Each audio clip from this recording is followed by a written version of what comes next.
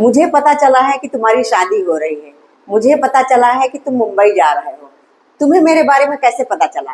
तो ऐसे सेंटेंसेस हम डेली लाइफ में अक्सर बोलते रहते हैं। तो आज हम इसी टाइप के सेंटेंसेस की इंग्लिश सीखने वाले हैं। So hello students, welcome to the channel let's learn English. So without getting late, let's get started. तो देखिए सेंटेंसेस हमारे, जैसे मुझे पता चला है कि आपने नया घर खरीदा है। मुझे पता चला है कि तुम मुंबई जा रहे हो। मुझे पता चला है कि तुम्हारी शादी हो रही है। फिर आगे, तुम्हें कैसे पता चला कि वो आज आ रहा है? तुम्हें मेरे बारे में कैसे पता चला? तो आप लोग देख रहे हैं कि ऊपर के 3 सेंटेंसेस में मुझे पता चला है और नीचे के 2 सेंटेंसेस मैंने ऐसे लिए हैं, तुम्हें कैसे पता चला। तो इस फ्रेज की इंग्लिश क्या होगी? जैसे मुझे पता चला है तो I came to know. I came to know. फिर आगे का सेंटेंस जिस टेंस में होगा उसी टेंस में उसका ट्रांसलेशन हो जाएगा। इसी तरह से जैसे तुम्हें कैसे पता चला, इसकी इंग्लिश होगी how did you come to know. और अगर इसी जगह होता कि उसे कैसे पता चला, तो how did he come to know. हाँ, तो इस सेंटेंसेस की शुरुआत हम आई केम टू नो करके शुरू करेंगे। फिर सेंटेंस जिस टेंस में होगा उसी टेंस में उसको ट्रांसलेट कर देंगे। तो चलिए स्टार्ट करते हैं। जैसे हमारा फर्स्ट सेंटेंस है, मुझे पता चला है कि आपने नया घर खरीदा है। तो आई केम टू नो, फिर दैट ही के लिए दैट लगाएंगे। I came to know that you have bought a new house. Sentence का ये पार्ट प्रेजेंट परफेक्ट टेंस का है, इसलिए उसी के हिसाब से बनाएंगे।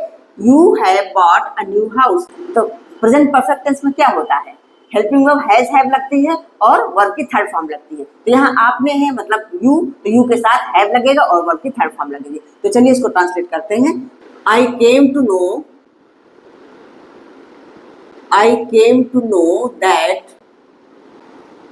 आई came to know that you have bot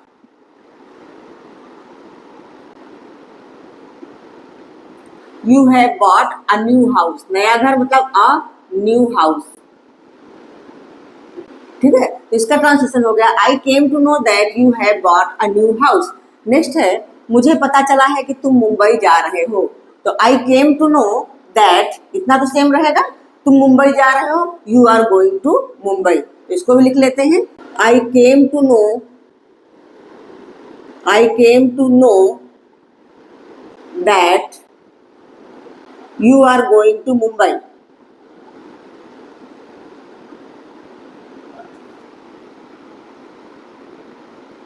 तो सेंटेंस का ये पार्ट हमारा प्रेजेंट कंटिन्यूअस में है, इसलिए इसका translation you are going to Mumbai ऐसे हुआ। नेक्स्ट है, मुझे पता चला है कि तुम्हारी शादी हो रही है। तो I came to know that you are getting married. तो चलिए इसको भी लिख लेते हैं। I came to know that, I came to know that you are getting married. You are getting married. ठीक है, तो इसका ट्रांसलेशन हुआ I came to know that you are getting married. अच्छा, अब नेक्स्ट सेंटेंस है, तुम्हें कैसे पता चला कि वह आज आ रहा है। तो इसमें तुम्हें कैसे पता चला, तो how did you come to know. How did you come to know, तुम्हें कैसे पता चला। यहाँ पे हमने सिंपल पास्ट यूज किया हुआ है। तो ये फ्रेज जो है सिंपल पास्ट का इंट्रोगेटिव का सेंस दे रहा है। तो इंट्रोगेटिव में डिड यूज करते हैं, तो इसीलिए इसका होगा how did you come to know. और डिड के बाद वर्ब की फर्स्ट फॉर्म यूज होती है, केम नहीं होगा। तो हम लिखेंगे इसको how did you come to know that he is coming today. ठीक है, तो इसको लिख लेते हैं। How did you come to know, how did you come to know, how did you come to know that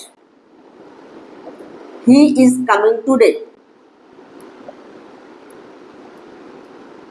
next sentence है, तुम्हें मेरे बारे में कैसे पता चला। तो इसको भी हम इसी तरह से लिखेंगे। How did you come to know, तो मेरे बारे में तो about me. How did you come to know about me. How did you come to know about me. तो आई होप आप लोगों को सेंटेंस स्ट्रक्चर अच्छे समझ में आ गया होगा।